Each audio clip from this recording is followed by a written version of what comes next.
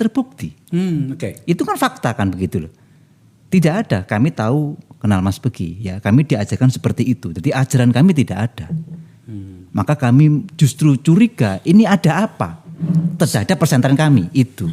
Kalau gitu saya masuk ke pengacara Anda. Ini ada apa? Beli, sahabatku ini ada apa sebenarnya klien Anda ini?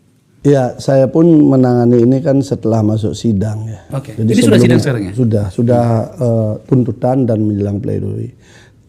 Tapi yang perlu kita renungkan bahwa setelah saya ketemu Mas Beki, kita ngobrol cukup panjang itu, memang kita melihat Mas Beki ini adalah orang yang harus jauh dari Sidikiyah kira-kira gitulah. Tadi kan sudah dengar sendiri aset, gerakan, kegiatan apa kan menjadi berkembang terus kan, sehingga tentu banyak orang yang gerah.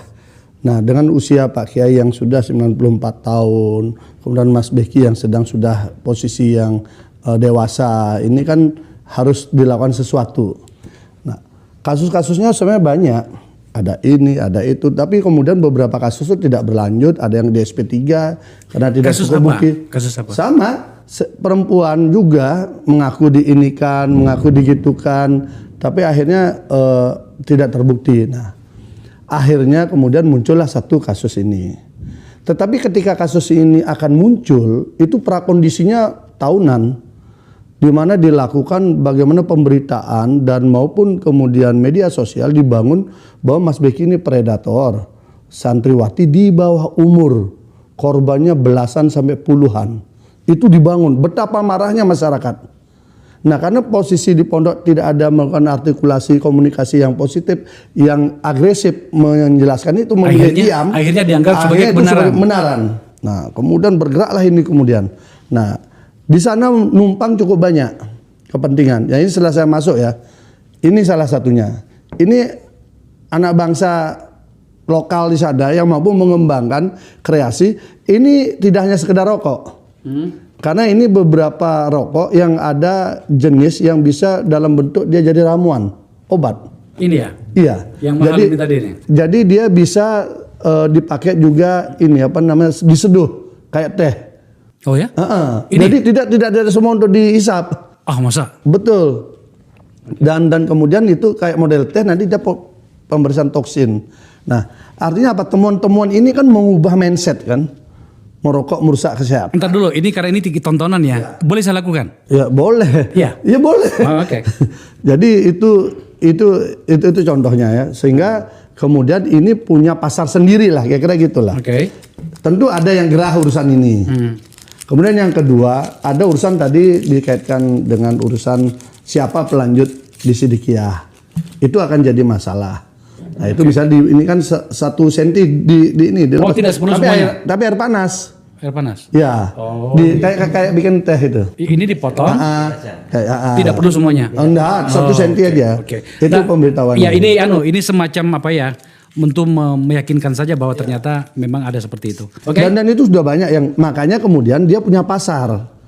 Pasar yang fanatik. Kemudian istilahnya setiap produksi sudah antre orang mengambil karena manfaatnya kan. Apa yang ingin Anda katakan pada poin ini?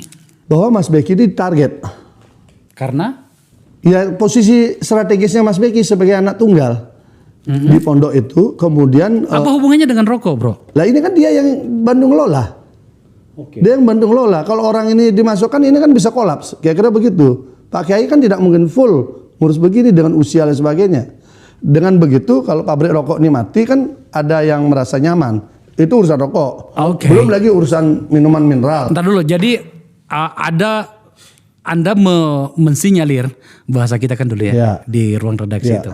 Mensinyalir bahwa ada komunitas apakah industri atau orang yang berkepentingan dengan rokok yang berkepentingan agar kemudian ini mati karena mengganggu pasar. Iya.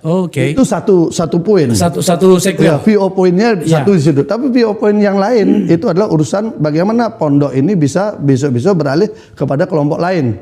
Sehingga tinggal Mas Beki kan anak tunggal. Sehingga kalau ini terjadi sesuatu maka bisa itu didapatkan. Itu 2. Yang tadi hubungannya dengan jenengan ya. Yang ketiga, kemudian belum minuman mineral yang berkembang.